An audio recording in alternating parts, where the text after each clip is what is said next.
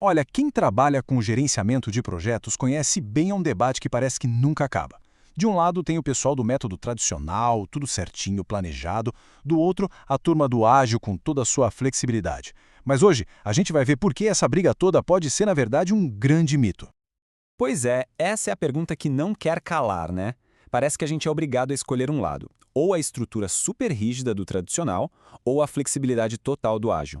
Mas e se essa batalha for uma escolha que a gente nem precisa fazer? Para a gente entender de onde vem essa história, essa briga, a gente precisa dar um passinho para trás. Por muito, muito tempo, o mundo dos projetos foi dominado por essas duas filosofias que pareciam totalmente opostas, sabe, como água e óleo.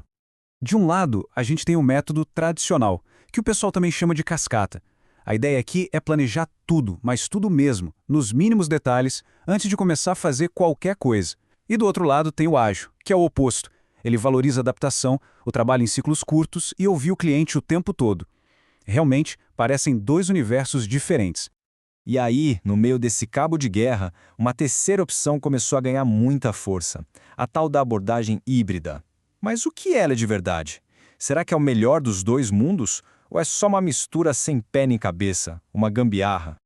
E aí que mora a desconfiança de muita gente. Aquela ideia de que o híbrido é uma abordagem meio indecisa, sabe? Uma solução para quem não consegue escolher um lado de verdade. Bom, hoje a gente vai colocar essa ideia à prova e com dados. Beleza, vamos entender o que isso quer dizer na prática. A definição é até bem simples. Governança híbrida não é uma metodologia nova, cheia de regras. É, na verdade, a liberdade de pegar emprestado. É escolher as ferramentas certas para o trabalho certo, sem ficar preso a um único manual. E esse exemplo aqui mostra direitinho como funciona. Um time pode muito bem usar uma estrutura analítica de projeto, que é super tradicional, para ter uma visão geral do escopo, mas organizar o trabalho do dia a dia em sprints e com aquelas reuniões rápidas que são puro suco de ágil. E é aqui que a coisa começa a ficar muito interessante. Olha só esses dados. Enquanto o pessoal fica discutindo na teoria, a prática já escolheu um caminho. Uma pesquisa do PMI com quase 500 projetos mostrou que mais da metade, 52%, já trabalha de forma híbrida. Isso não é uma modinha, gente, é a nova realidade. Ok, então a gente já viu que o híbrido é super popular. Mas, ser popular não quer dizer que funciona de verdade. Será que ele entrega resultados? Para responder isso, a pesquisa foi a fundo e analisou o desempenho dos 3 jeitos de trabalhar usando as métricas mais clássicas e exigentes que existem. E quando a gente fala de métricas tradicionais, estamos falando daquela santíssima trindade: cronograma, orçamento e escopo. O grande medo de qualquer gerente de projeto é que, ao sair do tradicional, essas 3 coisas virem uma bagunça. Vamos ver o que os dados realmente dizem sobre isso. E aí, a primeira grande surpresa da pesquisa. Se liga nisso. Na hora de entregar no prazo, dentro do orçamento e com a qualidade combinada, não teve diferença significativa entre os 3.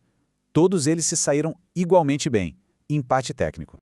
O que isso quer dizer, no fim das contas? Quer dizer que aquele mito, aquele medo de que usar métodos mais flexíveis é sinônimo de caos e indisciplina, bom, ele simplesmente não se sustenta. Eles são totalmente capazes de atingir as metas mais duras de um projeto. Bom, se está todo mundo empatado no básico, então o debate acabou, certo? Errado. A história vira completamente de ponta cabeça quando a gente olha para uma outra métrica de sucesso. Uma que talvez seja a mais importante de todas. Pois é, essa é a pergunta de $1 milhão. Porque se todo mundo entrega o feijão com arroz, o que faz um ser melhor que o outro? A resposta? Olha, ela muda o jeito que a gente pensa sobre o que é um projeto de sucesso. E a resposta? Tá aqui, a grande virada do jogo. Quando a gente mede a satisfação de todo mundo envolvido, clientes, patrocinadores, a própria equipe, tanto a abordagem ágil quanto a híbrida dão um banho na abordagem tradicional. E não é um pouquinho melhor, não. A diferença é estatisticamente gigante.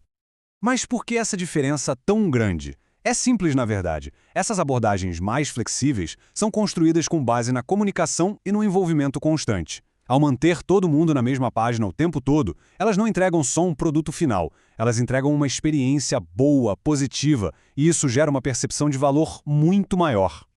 Tá, então, o que a gente tira de tudo isso? Aquela ideia de que o híbrido é só uma gambiarra, uma coisa meio termo, os dados mostram que não é bem por aí. A realidade é muito mais profunda e interessante. Tem uma citação da própria pesquisa que, para mim, resume tudo de forma perfeita. Ela diz que a abordagem híbrida não é uma segunda opção ruim, mas sim uma evolução natural na maturidade da disciplina de gerenciamento de projetos. Ou seja, o híbrido é sinal de maturidade. É entender que ser flexível e inteligente é melhor do que ser rígido e teimoso. É isso. No final do dia, a meta não é ter um selo de ágil ou tradicional. A meta é entregar valor. E para isso, as melhores equipes são aquelas que montam a sua própria caixa de ferramentas, pegando o que funciona melhor de cada mundo. Então, como é que a gente leva isso para o dia a dia? A pesquisa aponta para alguns passos bem claros. Primeiro, ter essa conversa sobre qual abordagem usar logo no comecinho do projeto. Segundo, ter a coragem de misturar as coisas, de selecionar as melhores práticas. E terceiro, que talvez seja o mais importante, focar na comunicação. É ela que, no fim das contas, vai gerar a tal da satisfação. E é com essa provocação que a gente encerra.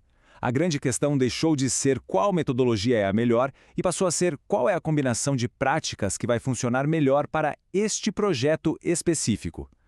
A resposta, pelo jeito, é muito mais flexível e poderosa do que a gente imaginava.